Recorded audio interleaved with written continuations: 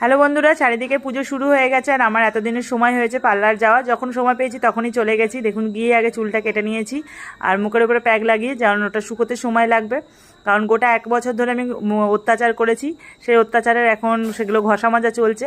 যেগুলো যেগুলো মানে গোটা একটা বছর ধরে আমি স্কিনের ওপরে যা অযত্ন করেছি, রোদে পুড়িয়েছি, গ্যাসের আগুনেও বলুন, আর যেটা স্কিনটা নষ্ট হয়েছে সেটাই এখন ঘষা মাজা করে চলছে, সেই পোড়া চামড়াগুলো তোলানো।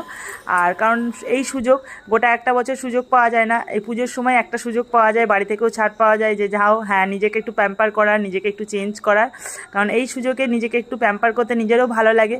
কারণ 1 বছর ধরে আমরা সংসারের পিছনে যা খাটি, আর 1 বছর পর এই পুজোর সময় এলে নিজেকে একটু চেঞ্জ করলে নিজেরও একটু মনটাও ভালো হয়ে যায় যে হ্যাঁ, একটু চেঞ্জ হতে পেরেছি, নিজের স্কিনের একটু যত্ন নিয়েছি।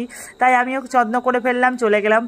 ওখানে কমপ্লিট হয়ে গেল, চুল ফুল কাটা, মুখ পরিষ্কার করা বলুন, ঘষা মাজা সব কমপ্লিট হয়ে গেল।